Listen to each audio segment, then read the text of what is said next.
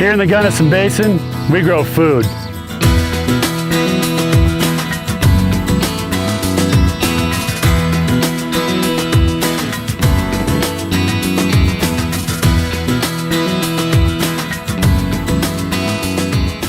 The Gunnison River and its tributaries really are the lifeblood of our communities, which is why farmers and partners are looking for a new way forward to address water shortages and water demands in the Gunnison Basin.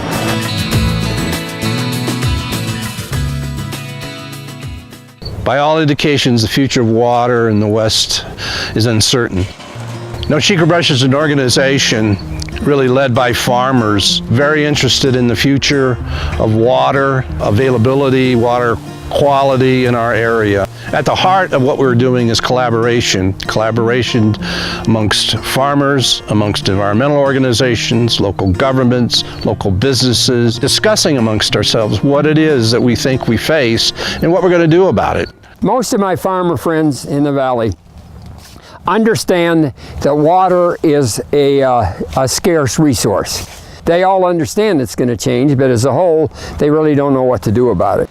And that's one of the reasons that No Chico Brush came together, to demonstrate that there is a better way and to educate people on the impending disaster if we don't.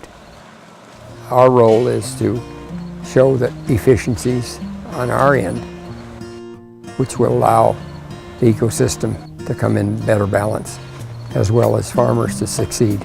So basically what I say to them is, you don't farm with a 100-year-old tractor, but you irrigate like we did 100 years ago. The most efficient method is drip irrigation, which are little hoses under the ground that feed the plant at the root zone. The advantage of them is you're going to have labor savings. You're going to have healthier soils. You're going to grow better crops, healthier crops. And you don't have any runoff, so they increase water quality. Irrigation efficiencies and soil health, they go hand in hand.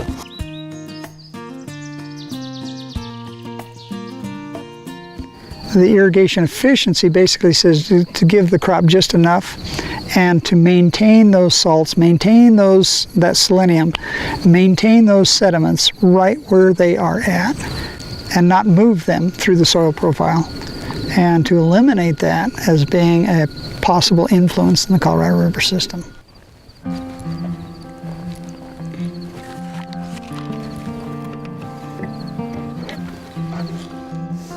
And what I've just done here is I've turned on a program that's going to irrigate 47 acres.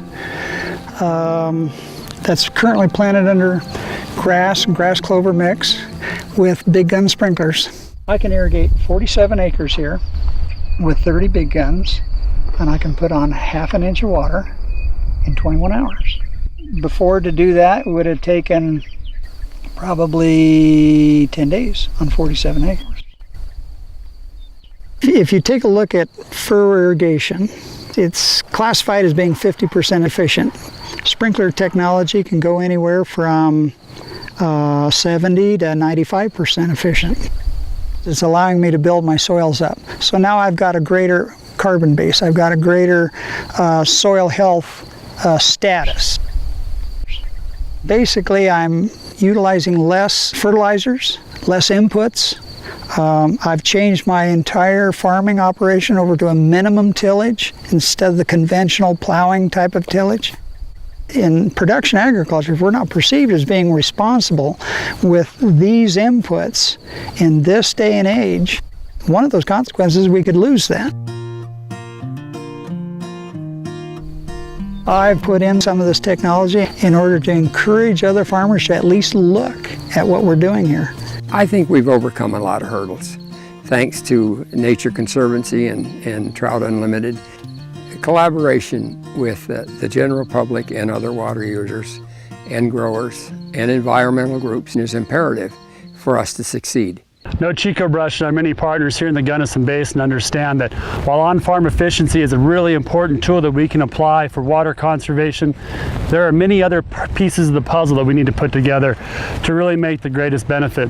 And that includes addressing off-farm infrastructure tying that efficiency from the farm back up to the ditch, to the river, to our storage facilities, and improving our important fisheries here in the Gunnison Basin.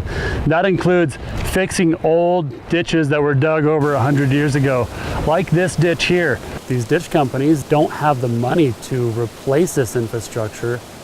When you can find a solution where you can improve the infrastructure using funds from organizations that like TU and the Colorado River District, or CWCB, the Colorado Water Conservation Board, you can then turn it into a project that helps them out, but also helps out the resources. That's the win-win that we're looking for. When I was growing up in this valley, our recreation was focused here on the Gunnison River or on its tributaries. This is where we float, this is where we fish, this is where we hunt birds. So it's important not only to ag, but also for recreation. You have to almost be an ostrich not to understand the value of water in the future and the fight over water that's going on.